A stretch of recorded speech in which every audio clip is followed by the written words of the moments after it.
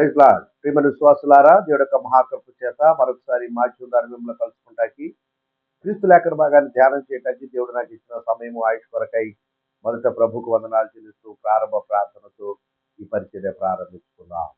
కృప కలిగిన తండ్రి, దయగలిగిన యేసయ్య, నీ వందనాలు, స్తోత్రాలు రాజా. మా బ్రతుకు దినములో మరొక నూతన దినాన్ని చూపించి ఆయుష్నిచ్చి ఆరోగ్యం ఇచ్చినందుకు వందనాలు.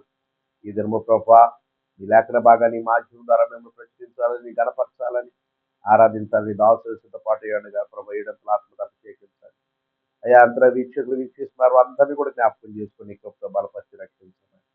మా ప్రభువును రక్షకుడైన యేసు పరిశుద్ధ నామమున అడిగి వేడుకొనుచున్నాము తండ్రి, ఆమె. మంచిది ప్రియమైన సంగమా. మరి మా తండ్రి గారు జేడి శిఖామణయ్య గారు రాసిన పాట పుస్తకం నుంచి 37వ పాట పాడుకొని ప్రభువుని మహిమపరచుదాం. యెహోవా నా కాపరి,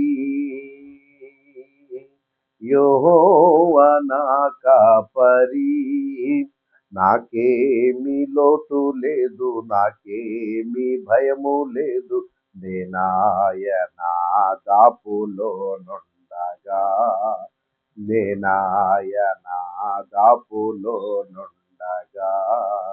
యెహోవా నా కాపరి, ఎండ మామూలెదురు ఉండవు, ఎండ బాధ నీకు ఎన్నడుండదు, ఎండ మామూలెదురు ఉండవు, ఎండ బాధ నీకు ఎన్నడుండదు, వెన్నెల బాధ అయినా నీకు ఉండదు, అందరికన్నా మిన్నగా నీవే ఉందువు, వెన్నెల బాధ అయినా నీకు ఉండదు, అందరికన్నా మిన్నగా నీవే ఉందువు, అందరికన్నా మిన్నగా నీవే ఉందువు. యెహోవా నా కాపరి, ఆయన ఆజ్ఞలు ఆలకించిన కలకాలం మేలు కలుగుచుండును, ఆయన ఆజ్ఞలు ఆలకించిన కలకాలం మేలు కలుగుచుండును, నీ నీతి జల నిధి వలె నుండును, నీ క్షేమం నది వలె ఉండును, నీ నీతి జల నిధి వలె నుండును, నీ క్షేమం నది వలె ఉండును, నీ క్షేమం నది వలె ఉండును. యెహోవా నా కాపరి, యెహోవా నా కాపరి, నాకేమీ లోటు లేదు, నాకేమీ భయము లేదు, నేనాయనా దాపులో నుండగా, నేనాయనా దాపులో నుండగా. యెహోవా నా కాపరి. హల్లెలూయా. మంచిది ప్రియమైన సంగమా, లేఖన భాగాన్ని ధ్యానం చేసుకుందాం. లూకా సువార్త 11వ అధ్యాయము 21వ వచనము చదివి సహాయం చేయండి. బలవంతుడు ఆయుధములు ధరించుకొని తన ఆవరణమును కాచుకున్నప్పుడు అతని సొత్తు భద్రముగా ఉండును. చాలండి. లూకా సువార్త 11వ అధ్యాయము 20వ వచనాన్ని ధ్యానం చేసుకుంటున్నాం. ఈరోజు మన వాక్యాంశము బలము. ఎందుకంటే బలము అన్ని రకాలుగా మంచిది, అది శ్రేష్టము. అది రెండవది ఏంటంటే రక్షణ.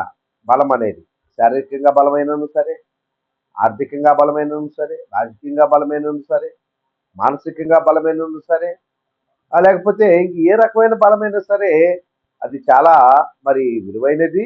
రక్షణ, మరి బలం అంటే ఇంకో రకంగా చెప్పాలంటే రక్షణ.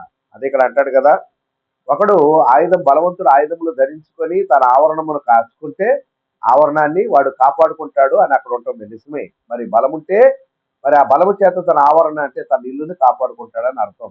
మరి ఈరోజు నేను అడుగుతున్నాను ప్రియమైన బిడ్డలారా, మరి బలవంతుడు తన ఇంటిని కాపాడుకుంటున్నాడంటే ఈరోజు మన బలము, మరి క్రైస్తవులకి మన బలం ఎక్కడ ఉండాలి, ఎలా ఉండాలి, ఏ విధంగా ఉండాలి? ఎందుకంటే ఈరోజు చాలా మందికి అర్థం కాని విషయం ఏంటంటే బలము లేనిదే ఏ పని జరగదు. ఇప్పుడు నేను చెప్పాను కదా, అన్ని రకాల బలాలు ఈ లోకంలో ఏదో ఒక బలము లేకపోతే బతకలేము, బతక జాలము. మరి క్రైస్తవులకి మరి ముఖ్యంగా ప్రభు నమ్ముకున్న వారికి మరి ఏ బలం ఉండాలి? ఏ బలం ఉంటే మనము ఈరోజు మనము మరి ఆ సస్టైన్ అవ్వగలము అంటే మరి లోకంలో నిలబడగలము, దేవుడిలో నిలబడగలము, పరలోక రాజ్యంలో నిలబడగలము అనేది ఒకసారి ప్రశ్నించుకున్నట్లయితే మన బలము ఏమై ఉన్నదో చూసుకుందాం. అసలు మన బలం ఎక్కడుందో చూసుకుందాం. అసలు మనకి ఏ బలము కలిగి ఉండాలనేది కూడా ఈరోజు మనం జ్ఞాపకం చేస్తుంది. ఎందుకంటే బలము ముఖ్యమైనది, బలము గొప్పది, బలం అంటేనే రక్షణ అనేది మీకు ముందుగానే తెలియజేశాను. అందుకనే న్యాయాధిపతులు 5వ అధ్యాయము 31వ వచనాన్ని చదివి సహాయం చేయండి. న్యాయాధిపతులు 5:31. యెహోవా మీ శత్రువులందరూ అలాగునే నశించెదరు, ఆయనను ప్రేమించువారు బలముతో ఉదయించు సూర్యుని వలె ఉందరు. చాలండి ఈరోజు. మొదట క్రైస్తవులు నేర్చుకోవాల్సింది ఏంటంటే ఆయనను ప్రేమించు, అప్పుడు నీకు బలం ఏంటో తెలుసా? ఉదయించు సూర్యుని వలె, బలమైనటువంటి ఉదయించు సూర్యుని వలె ఉంటావంట. లోకంలో నేను ముందుగా చెప్పాను కదా, అంధబలము, అర్ధబలము, అంగబలము, కులబలము, లేకపోతే రాజకీయ బలము, లేకపోతే ఈ బలములన్నీ లేకపోయినా మనకు పర్వాలేదు. ఎందుకంటే ఈ లోక బలాలు అవి కూడా మరి అవసరం ఉంటే మనకు కావాలే. కానీ ముఖ్యమైన బలం ఏదంటే యెహోవా యందు ఆనందించు, అదే నీకు బలము. ఆ బలము ఉదయించు సూర్యుడు, బలమైనటువంటి ఉదయించు సూర్యుడు వలె నువ్వు ఉదయించులాగా ఉంటావు. అర్థమవుతుందా? ఎందుకంటే ఈరోజు బలహీనులుగా ఉన్నటువంటి మనల్ని మనల్ని బలపరచటానికి, ఎండినటువంటి ఎముకలను చిగురింప చేయటానికి, కట్టకొప్పుల మీద బ్రతుకులను దేవుడు జ్ఞాపకం చేసుకొని దీవించి ఆశీర్వదించటానికి దేవుడు ఈరోజు మనల్ని ఎన్నుకున్నప్పుడు మరి ఎవరి యందు మనం ఆనందించాలి? గుర్రముల బలం ఎందున, అధికార బలం ఎందున, లేకపోతే నీ డబ్బు బలం ఎందున, లేకపోతే నీ బంధువు బలం ఎందున ఆనందించినట్టు క్రైస్తవ బిడ్డలారా ఒకరోజు సిగ్గుపడతావు, ఒకరోజు అవమాన పాలవుతావు. అన్యులకైతే అది తగురు. ఎందుకంటే వాళ్ళకి ఎన్ని కావాలి, ఉంటేనే వాళ్ళు బతుకుతారు, లేదా బతకలేరు. అసలు నిద్ర పట్టడానికి దానికి సాధించ ఏ ఏ పనైనా చేస్తారు, ఏ గడ్డైనా తింటారు. ఎందుకు?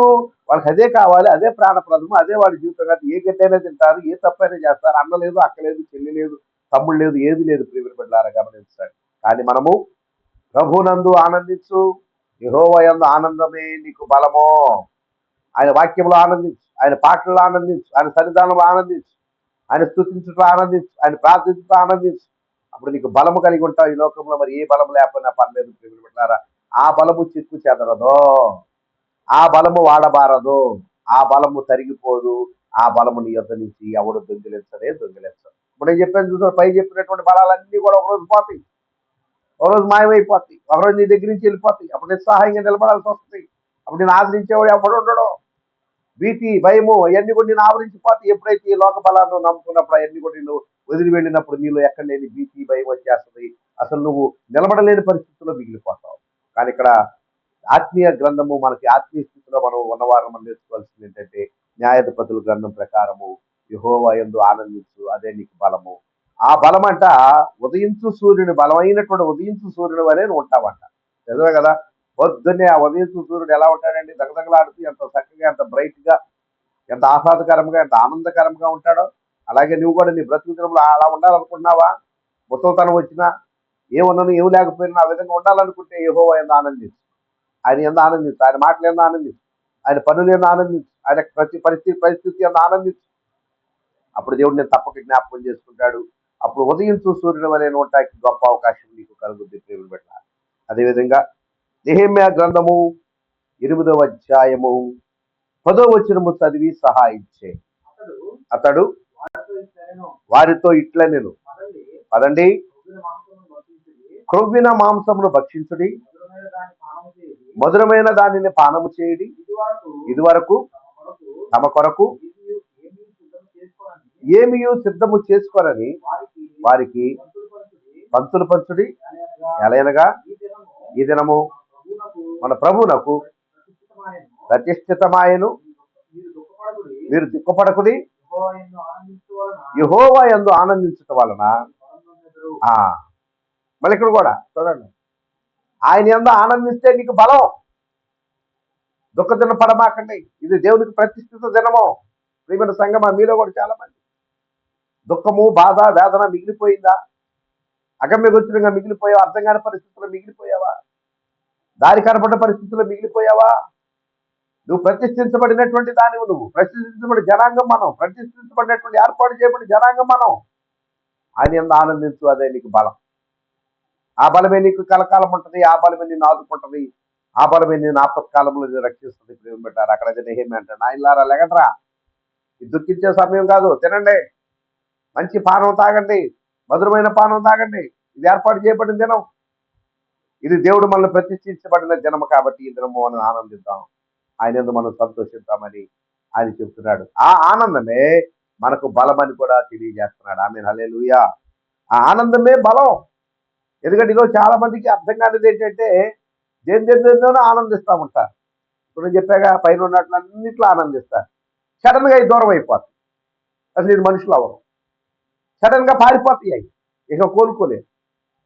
కానీ దేవుని యందు ఆనందం అది కలకాలము వాడబారనది, శాస్త్రమైనది, దొంగిలించబడనది, ఎవడు కూడా దానిని మన నుంచి వేరు చేయబడనది. ఏదంటే ఆయన యందు ఆనందించు, ఆయన యందు సంతోషించు, ఉన్నను లేకపోయినాను, ఏమైనాను ఏమున్నానో సరే ఆయన ఆనందించే అనుభూతిలో ఉంటే నీ బలమే వేరు, నీ అందమే వేరు, నీ ఏర్పాటే వేరు. ముందే చెప్పాక ఉదయించు సూర్యుని వల్లే ఉంటావు, అంటే నీ అందం అట్లా ఉంటుంది.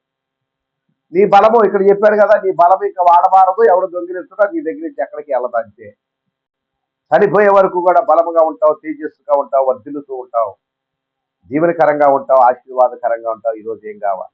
ఏ బలము కావాలి? లోక బలము కావాలా, దేవుడిచ్చే బలము కావాలా, ఆత్మీయ బలము కావాలా? ఒకసారి మనముగా ప్రశ్నించుకుందాం. ప్రియమైన బిడ్డలారా, ఒకసారి జ్ఞాపకం చేసుకోండి. అందుకనే హెబ్రీ రాసిన పత్రిక 4వ అధ్యాయము 12వ వచనము చదివి సహాయం చేయి. ఎందుకనగా దేవుని వాక్యము సజీవమై బలము గలదై రెండంచుల గల ఎటువంటి ఖడ్గము కంటెను వాడిగా ఉండి ప్రాణాత్మలను, కేళ్లను, మూలుగులను విభజించునంత మట్టుకును మూలుతూ హృదయం యొక్క తలంపులను, ఆలోచనలను శోధించుతున్నది. హృదయం యొక్క తలంపుల ఆలోచనలు శోధించు. చూడండి, ఇప్పుడు 4:12లో కొన్ని అద్భుతమైనటువంటి అంశాలు ఈరోజు మనకు తెలియజేయబడుతుంది. ఏమేంటో తెలుసా? దేవుని వాక్యమే మనకు బలం. ఆ వాక్యమైన బలం ఎన్ని చేస్తుందంటే ప్రతి విధమైన శోధనలని, వ్యాధులని చేల్చడమే కాకుండా మన ప్రాణాత్మ దేహాలను, మూలుగలను, ఎముకలను, రెండోది హృదయములతో సహా, నేను అడుగుతున్నా, అన్ని శస్త్రచికిత్సలు వచ్చేసి, అన్ని రకాల వైద్యాలు వచ్చేసి, అన్ని రకాల ఆపరేషన్లు చేస్తున్నారు, ఎవరికి ఊపిరితిత్తులు కూడా మార్చేస్తున్నారు, డబ్బుండాలా కానీ అన్ని మార్చేస్తున్నారు. కానీ ఇక్కడ అద్భుతం ఏంటో తెలుసా? హృదయములో దూరి, ఏయా ఆ చివరి మాట ఏంటి చదువు ఒకసారి, హెబ్రీ 4:10 చివరిలో, హృదయ ప్రాణాత్మలను, కేళ్లను, మూలుగులను విభజించునంత మట్టుకును దూరుచు. అది చూసారా, బహు వ్యాధి కలిగినది, కపట కేంద్రమైనటువంటి హృదయమును, తలంపుల ఆలోచనలు కూడా అది శోధిస్తుందంట. చూసుక ఎంత బలమైందో. ఈ ప్రపంచంలో ఎవడైనా కనుక్కోగలరా? పక్కనే పడుకుంటారు భార్యాభర్తలతో కూడా. ఆ మనసులో ఏముంది ఇది తెలియదు, వీడి మనసులో ఏముంది తెలియదు. అందుకనే కదా తెల్లారు లేచేపటికి ఒకటి చచ్చిపోయి ఉంటాడు. అందులో ఏడ్రా బాబు ఎందుకు చచ్చామంటే ఏం చెప్పడు, ఎందుకంటే నా పిల్లల మీద అనుమానం అంటాడు, లేకపోతే నా భర్త మీద అనుమానం అంటుంది. అదే కనిపెట్టినట్టయితే పక్కన పడుకుంటారా? పడుకోగలరా? జాగ్రత్త ప్రియని పెట్టారు, ఎవ్వడికి ఏం తెలియదు. అంతే కదా రాజకీయ పార్టీలు కూడా. ఇప్పుడు ప్రజెంట్ రాజ్యాలు దానియాల గ్రంథం ప్రకారం నెరవేర్చబడుతుంది. మట్టి ఇనుముతో కూడిన రాజ్యాలు. ఈ రోజు ఎవడు ఎటు అయిపోతాడో, ఎటు వెళ్ళిపోతాడో తెలియదు. ఎంత నువ్వు కాపలాగాసినా వాడు హృదయ ఆలోచనలు, తలంపులు ఎవ్వడికి తెలియదు. తెలిసింది ఒక్కదానికే, దేవుని వాక్యానికి. ఆ వాక్యము బలమైనది, ఆ వాక్యము శక్తి కలిగినది. అది అన్నిటి అందును దూరును, అన్నిటిని శోధించును, అన్నిటిని సరిచేయును. ఈ యొక్క హెబ్రీ 4:12 ప్రకారం దీని యొక్క అర్థం ఏంటంటే, దేవుని యొక్క వాక్యమే బలము. ఆ బలము అన్నిటినీ పరిశీలించి, శోధించి నీ బ్రతుకులను మార్చగలిగినది, నీ బ్రతుకుకి సహాయకరంగా ఉండగలిగినది ఈ వాక్య బలమే. అక్కడ అన్ని చెప్పాడు, మూలుగులు, ఎముకలు, కీళ్లు, దేహాలు సమస్తంలో దూరి, అంటే సమస్తాన్ని కూడా లాప్రోస్కోపిక్ ఆపరేషన్ అనమాట. ఇక చెప్పాలండి, ఇక లాప్రోస్కోపిక్ ఆపరేషన్ ఏదేదో ఒకటి చూసారా, ఇవన్నీ కూడా ఈ ఆపరేషన్లు సైతము ఇప్పుడు కనిపెట్టారు. కానీ నా వాక్యం ఎప్పుడో, నా గ్రంథం ఎప్పుడో చెబుతుంది, ఈ ప్రతి దాన్ని కూడా సహితము ఎముకలు, మూలికలు సమస్తాన్ని చివరికి నీ హృదయ తలంపుల ఆలోచనలో కూడా దూరి శోధించగలిగినది ఏంటో తెలుసు వాక్యం. అది లేజర్ ఆపరేషన్లు అంటారు, లేకపోతే ఆపరేషన్లు అంటారు, అయ్యి అంటారు, ఇవి అంటారు. ఇది ఎంతవరకు సక్సెస్ ఉందో నాకు తెలియదు కానీ, ఇది ఎంతవరకు ఉపయోగకరమో నాకు తెలియదు కానీ, ఇది మాత్రం ఈ వాక్యం యొక్క బలం ఏంటో తెలుసా? ఎప్పటికీ ఎన్నటికీ కూడా వాడబారన్నది, ఎవర్ గ్రీన్ అంటే. ఎందుకంటే ప్రియమైన బిడ్డలారా, మరి ఆ బలం పొందుకో. అప్పుడు నేను ఎవ్వడు కూడా కదిలించలేడు, కదిలించడానికి జాలడు. నీ బలమే వేరు, నీ శక్తి వేరక. మరి ఆ బలము కావాలంటే దేవుని వాక్యమందు నువ్వు బలం పొందాలి. మరి దేవుడి వాక్యంలో బలం పొందాలి ఏం చేయాలి? సేవకుడు చెప్తే వినాలి. రోజు వాక్యాన్ని పఠనం చేసుకోవాలి, రోజు ధ్యానం చేసుకోవాలి. రోజు ఆయన వాక్యాన్ని పడుకునే ముందు, నిద్రపోయే ముందు, నడిచే ముందు, దేవా స్తోత్రం అయ్యా, నీ కొంత నీ వాక్యం అంటే చెబుతుందయ్యా, నీ వాక్యమే నాకు ఆధారం అయ్యా, నీవు తప్ప నాకు ఎవరు లేదు, ఎవరున్నా నాకు అక్కర్లేదు అని ఎప్పుడైతే వాక్య బలమును పొందుకుంటావో, సమస్తాన్ని కూడా ఎదుటోడి ఉన్నాడు సమస్త అవయవాల్లో దూరి స్కానింగ్ చేసి వాడిని నిన్ను అప్పచెప్పుద్దండి. ఆమె హల్లెలూయా. జాగ్రత్తగా ఎలా ఉంది? ఏ బలము కావాలి? ఏ బలముతో మనం నింపబడాలి క్రైస్తవులము? ఏ బలంతో మనం బ్రతకాలనేది ఒకసారి మనకు మనముగా పరిశీలించుకున్నాం ప్రియులు. ఎందుకంటేనమ్మా, ఈ లోక బలముల శాశ్వతము, ఈ లోకం యొక్క ప్రతి బలము అశాశ్వతము.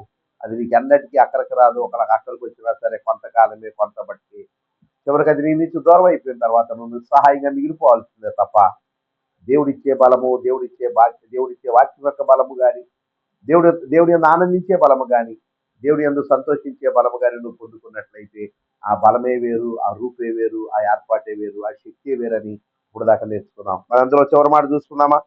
ప్రకటన గ్రంథము 5వ అధ్యాయము 12వ వచనము చదివి సహాయించే. వారు వధింపబడిన గొర్రెపిల్ల శక్తియు, ఐశ్వర్యమును, జ్ఞానమును, బలమును, ఘనతయు, మహిమయు, స్తోత్రమును పొందార్హుడని. అది ఈరోజు ఒక ముఖ్యమైన మాట ఏంటంటే, వధింపబడిన గొర్రె పిల్ల యొక్క బలమే బలం. ఆ బలాన్ని రోజు కూడా స్తోత్రాలతోనూ, స్తుతులతోనూ, అర్పణలతోనూ, యాచనలతోనూ, ఉపవాసంతోనూ, ఆరాధనతోనూ, ప్రార్థనతోనూ, వాక్య పట్టణంతోనూ ఆయన స్తుతించు. ఎందుకంటే వధించబడిన గొర్రె పిల్ల బలమే వేరు. ఈ స్తుతులు నిజమైన బలము, నిజమైన శక్తి ఏదైనా ఉందంటే వధించబడిన గొర్రె పిల్ల. ఆ గొర్రె పిల్ల క్రీస్తు. ఆ బలాన్ని, ఆ శక్తిని నువ్వు పొందుకోవాలి అంటే రోజు స్తుతించు, గణపరచు, యాచన చేయి, ఉపవాసం చేయి, వాక్య పఠనం చేయి, ఆరాధించు, పాటలు పాడు, స్తోత్రించు, గణపరచు. ప్రకటన గ్రంథంలో వాళ్ళు స్తోత్రించి గణపరుస్తున్నారు. వధించబడిన గొర్రె పిల్ల మా బలము, మా శక్తి అని స్తుతులు, స్తోత్రాలు అర్పిస్తున్నారంట. ఈరోజు మనం ఏం చేస్తున్నాం? తెల్లా లెగిస్తే ఏం తిందామా, ఏం తాగుతామా, ఏం కట్టుకుందామా, ఎక్కడికి వెళ్దామా, ఎవడు కొడదామా, ఎట్టబోదు ఈ రోజు ఎట్ట గడుతుందా, ఏం చేద్దామా, ఈ ప్రయాసం, ఈ ఆరాటం, ఈ మనసు, ఈ తలంపులు, ఈ మాటలే తప్ప ఓ క్రైస్తవ బిడ్డ, క్రైస్తవ సమాజమా, ఈరోజు నీకు బలము కావాలంటే నిజమైన బలం, స్తుతులు, స్తోత్రాలు అర్పణలో దేవుడికి యాచన చెయ్యి. ఎందుకంటే గొర్రె పిల్లయే, వధించబడిన గొర్రె పిల్లయే బలం. ఆ గొర్రె పిల్ల బలము తప్ప మనకి ఏ బలము లేదక్క, ఏ బలము మనకు అక్కర్లేదక్క, ఏ బలము నేను బ్రతికించలేదక్క. ఒకవేళ బ్రతికించిన తాత్కాలికమే, ఒకవేళ బ్రతికించినది అశాశ్వతమేనక్క. గొర్రె పిల్లయే. ఏ గొర్రె పిల్ల? వధించబడిన గొర్రె పిల్ల అంటే సిలువ వేయబడిన క్రీస్తు. ఆ క్రీస్తు బలమే వేరు, ఆ క్రీస్తు బలమే గొప్ప. ఆ బలాన్ని నువ్వు పొందుకోవాలి. ఆ బలం గురించి రోజు స్తుతులు, స్తోత్రాలు, అర్పణలు, యాచనలో, ఉపవాసాలు, ప్రార్థనలు, ఆరాధనలో, పాటలో, వాక్యపట్టణం ద్వారా రోజు ఏదో ఒక దాని ద్వారా నీ స్తుతించి కనపడుతూ అప్పుడే నీకు బలం. ఆర్లిక్స్ తాగినందువలన, డ్రై ఫ్రూట్స్ తిన్నందువలన, కోడిగుడ్డు, ఇంకోటి ఏంటి, రాగి జావా, కేమాలు, కైమాలు, గుండెలు, కాద్యాలు, కందనకాయలు, వీటి వల్ల ఏం ఉపయోగం లేదక్క. ఒలి మరిచిపోయి కొవ్వు పట్టేసేసి నిద్ర పడుతుంది తప్ప. ఇక బాగా గట్టిగా చెప్పాలంటే లేకపోతే షుగర్, బీపీలు వచ్చేసేసి కాళ్ళు చేతులు పడిపోవటమే తప్ప, హార్ట్ అటాక్లు రావడం తప్ప దానివల్ల ఏం ఉపయోగం లేదా. ఈ శరీర బలం కొంతవరకే. అంటే నేను తినకూడదు అనట్లేదు కానీ తినాలి కొంతవరకే, అది నీకు ఉపయోగం. నిజమైన బలం ఏంటి తెలుసా? సిలువబడిన క్రీస్తే బలం, వధించబడిన గొర్రె పిల్లయే బలం. ఆ గొర్రె పిల్ల బలాన్ని నువ్వు పొందుకోవాలంటే రోజు స్తుతులు, స్తోత్రాలు, యాచన చెయ్యి. ఒక పూట అన్నం తిని, ఆకుకూరలు తిని. నీ బలమే వేరు ఉంటుంది, నీ రూపే వేరు ఉంటుంది, నీ శక్తి వేరు, నీ ఏర్పాటే వేరు ఉంటుంది. కానీ ఈరోజు మనిషి పరిస్థితి ఏమైపోయింది, ముఖ్యంగా క్రైస్తవుల పరిస్థితి ఏమైపోయిందంటే ఏం తిందామా, ఏం తాగామా, ఈరోజు గడుస్తుందంట, వీడు గడుస్తుందంట. ఎందుకు గడవదు? ఆకులు చూడు, పిచ్చుకలు చూడ ఎంత రన్నింగ్ ఉంటాయో. నేను అదే పాపం చూపిద్దాం అనుకున్నాను కానీ ఈ వారం కుదరలేదు. బహుశా వచ్చే వారం అయితే చూపించగలను. నేను మా వాకిట్లో, మా వరండాలో మనీ ప్లాంట్ ఉంది. అది చక్కగా ఏపుగా పెరిగిందండి, చక్కగా అల్లుకుంది. ఒక పెట్ట పోయిన నెల వచ్చి ఒక చిన్న గూడు ఏర్పాటు చేసుకున్న పిల్లలకి అనేది వెళ్ళిపోయింది. మళ్ళీ 3 రోజుల క్రితం మళ్ళీ మేము ఆ గూడుని తీసేసాం, ఇంకెందుకు అది కనేసేసింది కదా అని. మళ్ళీ 3 రోజుల క్రితం వచ్చేసి మళ్ళీ చక్కగా ఎక్కడైతే పెట్టిందో మళ్ళీ అక్కడ మళ్ళీ చక్కగా ఏపుగా చక్కగా రౌండ్గా, అసలు మనిషి కూడా అల్లలేదు అక్కడ. 3 రోజులు అల్లేసుకుంది, చక్కగా గూడు పెట్టేసేసుకుంది, మళ్ళీ దాంట్లో మళ్ళీ వచ్చి పొదుగుతుంది. చూసారా? అట్లకంటే నువ్వు చేస్తాం కదా, ఏం తిందామా, ఏం తాగుదామా, ఎక్కడికి వెళ్దామా, ఏం చేద్దామా, ఇంకెన్నిళ్ళు కడదామా, ఇంట్లో ఏం చేద్దామా, ఈ డెకరేషన్లా ఆ డెకరేషన్లా, ఏంటిది, దేనికి ఇది, దేని చేత అండి చూడండి. మరి మన వారం రోజుల క్రితం ఏమైపోయింది, బుల్లెట్ ప్రూఫ్ ఇల్లు కలిగినోడు, హైదరాబాద్ కొండ మీద బుల్లెట్ ప్రూఫ్ ఇల్లు కలిగినోడు, తరతరాల ఆస్తి సంపాదించినోడు చివరి నిస్సహాయంగా 2 చేతులు ఆడాడి చచ్చిపోయాడు. ఉండదు, అన్ని వదిలేసి వెళ్తావే, ఇక్కడ వాడుకొని వదిలేసి వెళ్తావేనక్క. ఓ క్రైస్తవ బిడ్డ, వీళ్ళు చూసి మత్తరపడి, వీళ్ళు చూసి వార్తలు వేసుకోమాక, ఈ అన్యులు చూసి వార్తలు వేసుకోమాక, వాళ్ళ కారులు, వాళ్ళ బట్టలు, రోజు వాళ్ళ నగలు చూసి వార్తలు వేసుకోబోతుంది. స్త్రీలారా, విశ్వాసులారా, సంగమా, గొర్రె పిల్లయ్యే మనకు బలం. అది కూడా వధించబడిన గొర్రె పిల్ల సిలువేముకు ఇస్తే మనకు బలం. ఆ బలమును పొందుకో, ఆ బలమే శాశ్వతం, ఆ బలమే ఆనందం, ఆ బలమే సంతోషం. ఆ బలము నిన్ను, నీ కుటుంబాన్ని కడవరకు తీసుకెళ్తా. నువ్వు లేకపోయినా సరే ఆ బలమే నీ కుటుంబాన్ని పోషిస్తాక. ఆ బలంతో నువ్వు నిండు, నీ పిల్లలు నింపు, నీ సంతానాన్ని నింపు, గొప్పగా నువ్వు దీవించబడి ఆశీర్వదించబడతావు. ఆ విధంగా ఉండాలని ప్రభు పేట హెచ్చరిస్తున్నాను. దేవుడు ఇచ్చిన మాటలు మనం ఇంటిలో దీవించడం గాక. ఆమె ప్రార్థన చేసుకున్నామా? అందరూ తలలు ఉంచి కన్నులు మూసుకున్నట్లయితే ప్రార్థనమ్మా. మహాగరుడ, మహోన్నతుడా, నీ వందనాలు, స్తోత్రాలు. అత్యున్నత సింహాసనాసీనుడా, వేవేల నోళ్లతో కొనియాడబడుతున్న మా తండ్రి, నీ వందనాలు, స్తోత్రాలు. పరిపూర్ణుడా, పరిశుద్ధుడా, మహోన్నతుడా, జీవం కలిగిన దేవా, నా కొండ, నా కోట, నా ఆశ్రయమా, నాకు దాగుచోటు నీవేనయ్యా. ఇంత గొప్ప దేవుడు మేము కలిగి ఉండి ప్రభా, అయ్యా, ఈ లోకపు బలాన్ని, ఈ లోకపు నాయన ఆశ్రయించి మా జీవితాలు వ్యర్థపరుచుకుంటున్నామే తప్ప, జీవమున్న దేవుడే మాకు బలము, వధించబడిన గొర్రె పిల్లే అమ్మా బలము. ఆ బలమును స్తుతులు స్తోత్రాలతో మేము రోజు యాచన చేస్తే మాకు ఇంకా బలముండి వధించు సూర్యుడు అని మేము ఉంటాం.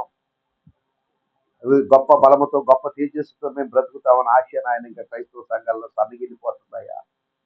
వాక్యం ఎంతమంది విన్నా అందరికీ నాయన నీవే మెరుగు కలిగించి ధైర్యమునిచ్చిన ఆయన, అయా జాగృత కలిగిన ఆయన బిడ్డలు జీవించలాగన, నిజమైన బలము పొందులాగన సహాయం చేసి, ముఖ్యంగా నాయన బిడ్డలు నూతన తరగతులకి, నూతన స్కూళ్ళకి వెళుతుండగా నీ కృపా కాపుదలతో నింపి దీవించి సకల సమృద్ధిని దయచేసి నడిపించమని, నీ దాసుడి సేవని, ఆరోగ్యాన్ని కూడా, కుటుంబాన్ని కూడా భద్రపరిచి మళ్ళా రాకడ ఆలస్యమైతే మరొక అంశంతో రేపు కలుసుకునే భాగ్యం నాకు మాకు దయచేయమని యేసు పరిశుద్ధ నామమును అడిగి వేడుకొడుతున్నాము తండ్రి, ఆమేన్. మంచిది ప్రియమైన సంఘమా, మరొక అంశంతో రేపు కలుసుకుందాం. అప్పటి వరకు ప్రభు పేట వందనాలు. Till then, by.